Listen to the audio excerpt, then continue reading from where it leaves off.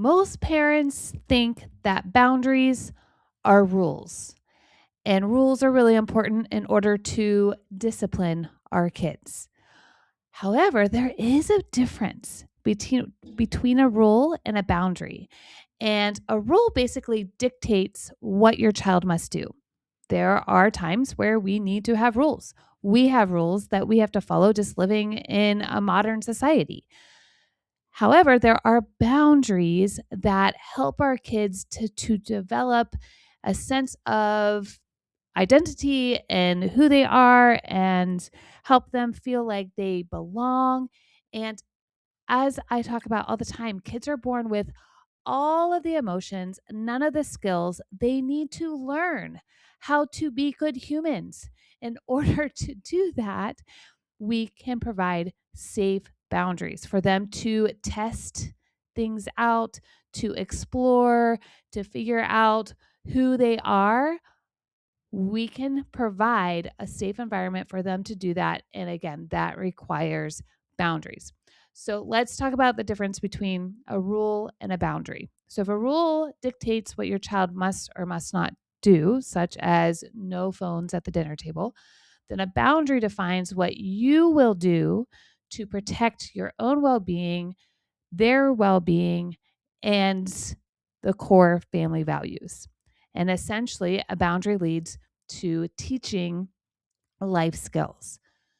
Kids are born with a need for autonomy and agency, to feel competent, to be connected to you. And a lot of times, in order for them to get their needs met, they behave in ways that aren't necessarily safe or aren't the ways that we would like for them to behave. And so that's where boundaries come in as well. And rules also focus on needing to have a child comply. And this also, if we have too many rules or the rules are not there, let's say if the rules are arbitrary and they're not really connected to anything, it's just because I want to have this rule and it's really about your control and your autonomy, and you need to have agency and power over your child because your parents had power over you or the adults in your life did as you were a child, and you may believe that that is your role. I invite you to have a slight shift in looking at your relationship with your child as that. It's a relationship. It's not necessarily this role that you are playing to have control and power over your kid. You're building a relationship and you're helping them build skills. And what ends up happening too is whenever we have all these rules and they're not connected to anything, and it's imposing on our kids' core developmental needs, and if they're not getting the needs met from their environment or from you, then that is what leads to power struggles. And then that is what leads to adults feeling like they need to use punishments and consequences or rewards, which we talk about consequences in episode 9, and we talk about praise and using positive communication in the last episode, in episode 17. Okay, so let's go a little further in this, because when I talk about rules versus boundaries, a lot of parents really struggle with what this is. And so if rules focus on their kids' behavior to that or require them to comply, then boundaries focus on the limits and choices. And then when those boundaries are crossed, you don't punish the child, but you take the action yourself. I love this illustration that Dr. Becky from Good Inside talks about. I've heard it a few times on some podcasts that she has been on. She said she lives in New York City. She goes onto the elevator. Her young child, who clearly does not have impulse control or inhibition, those are the cognitive skills that take a while to develop, comes into the elevator. And what do little kids want to do? They want to press all the buttons because it's super fun. It's not really fun as an adult, especially if you live on the 30th floor and you have to hit every single floor. Beep, the doors open. Beep, the doors open, then they close, and you keep going. That's not as fun for adults, especially if we're rushed or need to get back to our place. And so she said the difference between a rule and a boundary is a rule is like, you're not allowed to press the buttons. What does that child want to do? I want to press the buttons. And she didn't say this story exactly the same way as I am. I'm taking what she had said and extrapolating it to what I can envision with my own kids. And then, so the rule would be you're not allowed to press the buttons. Well, then a boundary would be I'm putting my body in between the buttons and you. And if the buttons start to get pushed, I am going to remove you from being able to press those buttons because I, as the adult with a fully developed brain, understand that you don't have the impulse control. Doesn't mean I need to punish you or give you a consequence. It is, I'm going to set you up for success here versus a lot of times we have rules. And what we're doing is we're setting our kids up for failure. I see this a lot with technology. I told my kid, 6-year-old, 7-year-old, that he or she cannot have the iPad or they need to turn it off. Next thing I know, I come back in and they're on the iPad. They're on the iPad. Well, the boundary would be I'm going to remove the iPad because it is clear that you don't have the skills and the inhibition and probably impulse control as well and probably even more than that, the ability to regulate dopamine in your brain to be able to stop playing on the iPad. So as the adult, I'm going to remove that from you and that this is the boundary versus the rule of you're just not allowed to play. Because then what ends up happening is if I say you're not allowed to play and that child does not have the skills to be able to follow through on that rule, I think they do, then it causes me to have to use consequences and punishments and whatever to control that behavior versus if we would have just set a boundary to begin with, then we wouldn't get into this power struggle battle. Let's talk about the real purpose of boundaries. Now that you know the difference between a rule and the boundary, boundaries are essential because they provide security, predictability, and emotional stability. Again, kids aren't born with all the skills they need to be able to make good choices all the time. And do you make good choices all the time? I know I don't. And if you do, please show me your ways. Boundaries foster autonomy. That is a core developmental need I had already mentioned. And it also creates a safe space for them to make choices and learn from. An analogy I heard once is a boundary is the pieces of a puzzle. When you're building a puzzle, what do you usually begin with first? It's all the edge pieces, right? Because it's really clear that they are the ends of the puzzle because there's a flat edge. And then you put all the pieces inside and you start moving them and figuring out where they go. That is what boundaries are and the purpose that they serve for kids. Also, boundaries build connection. Trust will grow when you have boundaries and kids can make good choices within those boundaries that they can. I step in, I'm taking the action so that I can set them up for success and set them up to be able to learn that skill. And it helps build trust versus what a lot of parents were how they were raised was through fear. What fear does is it basically teaches our kids, if you mess up, just hide it from me. We want our kids to come to us even if we mess up. I talk about that in our Creating a Safe Base series at the very beginning of this podcast. I believe episodes probably 6 through 9-ish. I will put those in the show notes. Also, boundaries teach social skills and help your kids develop empathy. Think about how much easier parenting would be if our kids had strong social skills and communication skills with us, and then also had empathy and understanding for others. It helps kids develop an understanding for personal rules, personal boundaries. It can teach kids how to advocate for themselves and also then how to advocate to be respected, but then respect other people's personal space as well.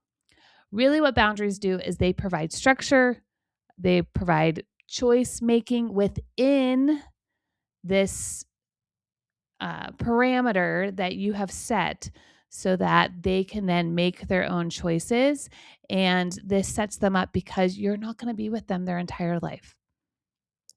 Okay, so now we're going to move into why fear-based boundaries backfire. Research shows that when there is punishment heavy parenting and using threats, using fear, kids only do the right thing when someone's watching. As I said, what fear-based tactics do is it teaches them, okay, if I do something that I'm not supposed to, I have no one to go to. And then that can create loneliness and create people pleasing and lots of different things, especially as they become adults. It can create high levels of anxiety. It can even make it really difficult for them to trust their own judgment.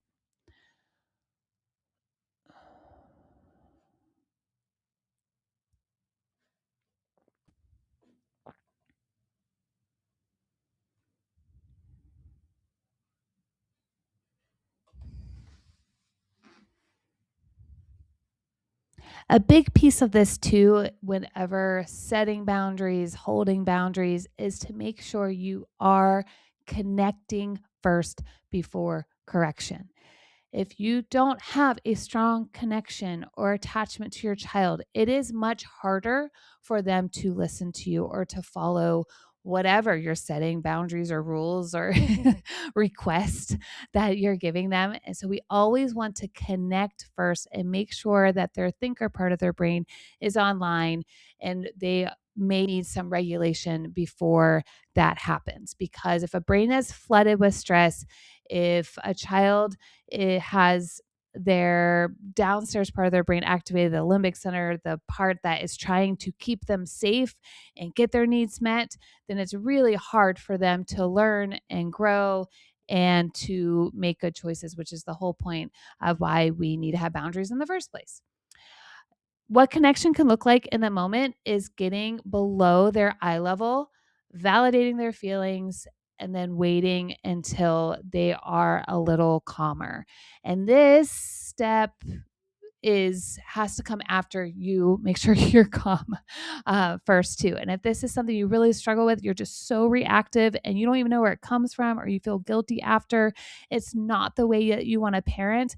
That is why I created my Purpose Parent Transformation Program. We do some deep work because you can read all the books, you can listen to these podcasts, you can know what to do. However, how you make change in your own behaviors to be able to get to the place where you can connect before you correct is by doing some deep work and figuring out what the root cause of those reactions are, and then slowly practicing so that we can get your brain out of that state and create some new neural connections.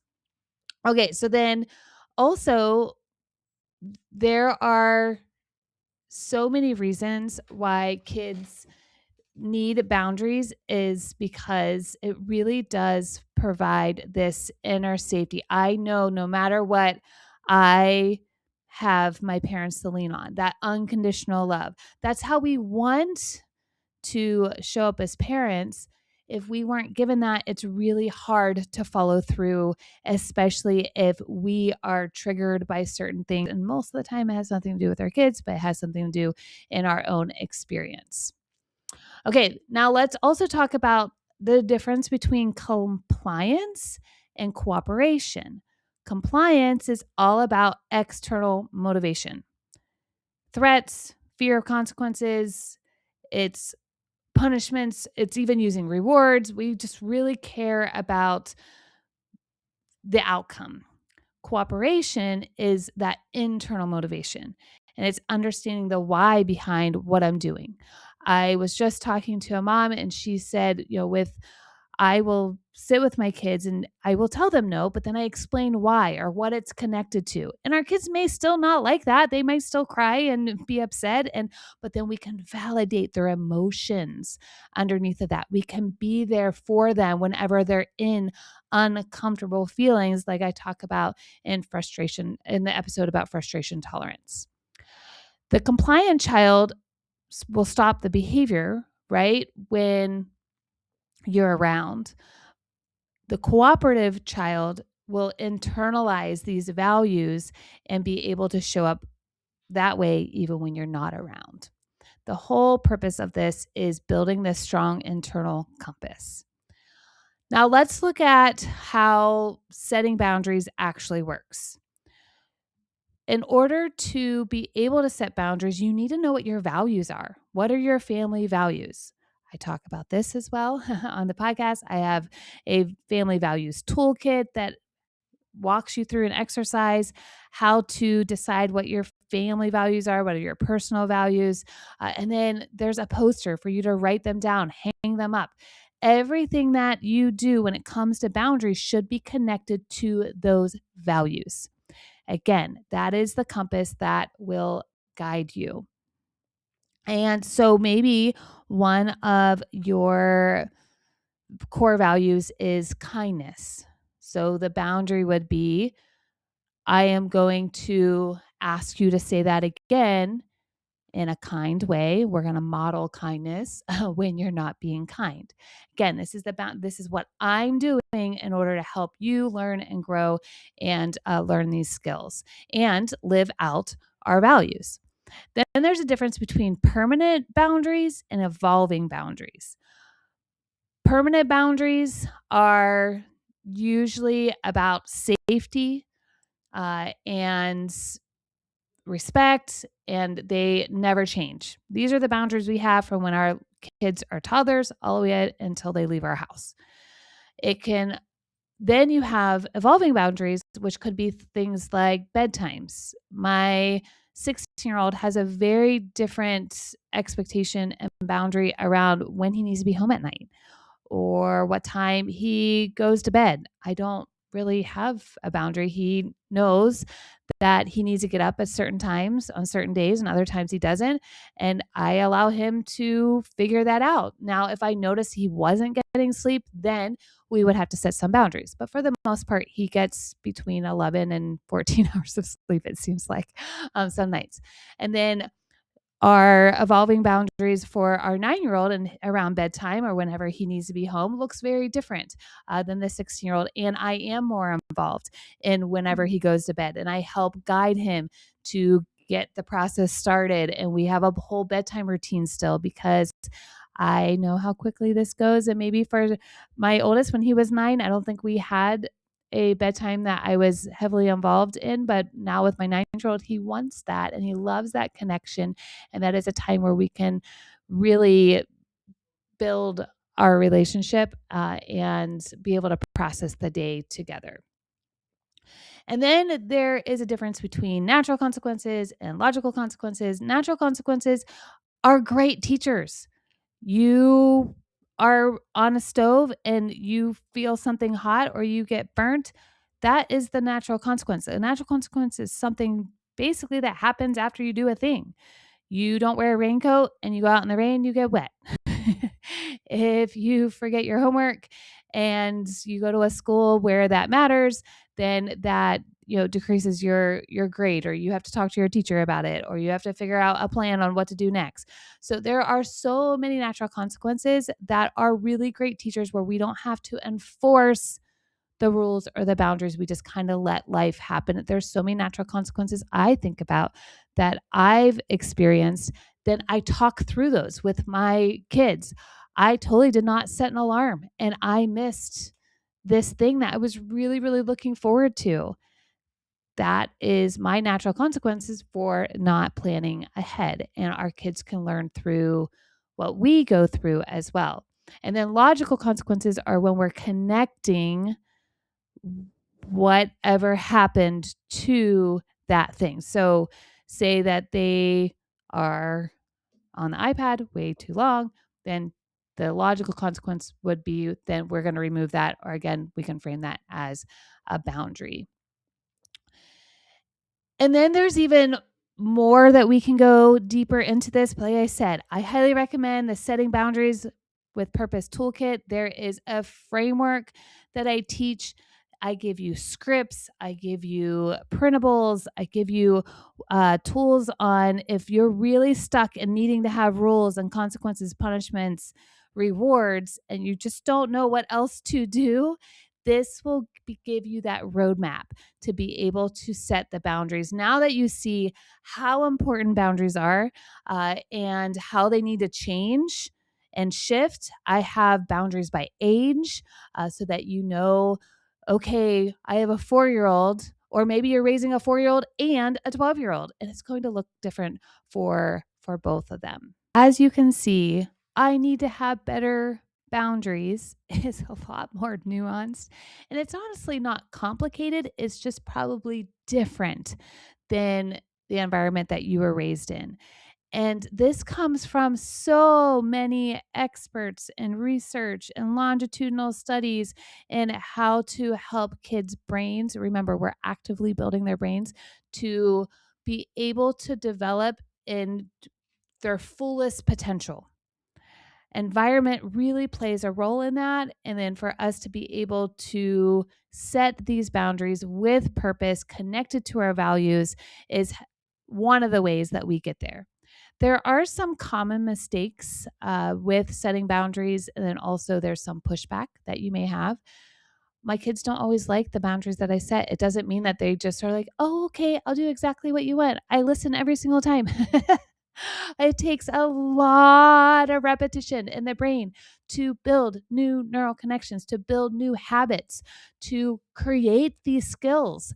Or to develop these cognitive skills in their brains. It takes a lot of repetitions. And so it doesn't just happen overnight, or if I give you a script, you say that thing, and then all of a sudden it's a magic wand that your kids listen, and then parenting feels like the easiest thing ever. But it does help. I promise you this. And it's not as exhausting. When I had all of these rules and rule charts and consequences charts and all those things, it was exhausting trying to keep up with it all. Now I just lean into relationship. I lean into understanding. And then sometimes I have to go, okay, we need to have some boundaries here because it is connected to our value of safety is the biggest one, I would say, especially with a 16-year-old driver. But then also connected to how we treat each other, our faith. There's so many different values where boundaries are necessary in order to provide that compass for our kids. So some of the mistakes are having, again, too many rules and too many arbitrary rules. You could think to yourself, especially if you have a kid who has pathological demand avoidance, if you're not sure what that is, book a call. We could definitely chat. If you have a child that resists any kind of rules that you have, or cannot be told what to do, or cannot handle the word no, or be able to not just get what they want, I'm putting that in air quotes, they might have a high need for autonomy. And anytime that they don't feel like they're in control, then that sends them into high alert, safety response, their survival response. And that can look like pushback, screaming, yelling, meltdowns, tantrums, or just really, really challenging behaviors. And so if you have a kid like that, having rules just to have rules, it's not helpful for them. And I say this from experience. I have a child who has a PDA profile of autism.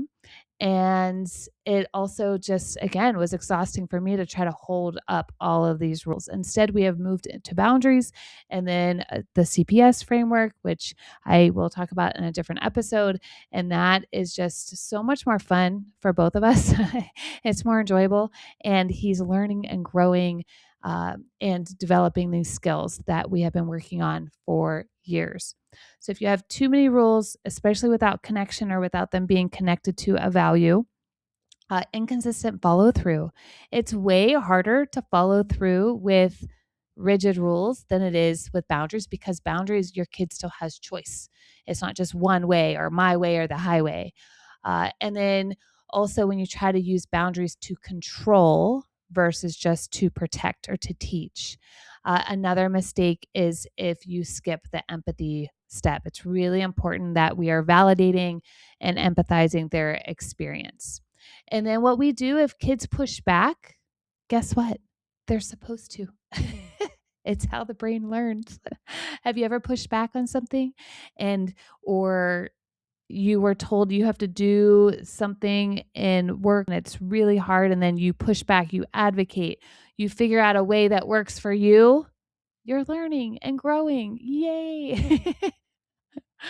So the sequence here is stay calm. If you can't stay calm, again, I would love to chat, raisingkidswithpurpose.com/chat.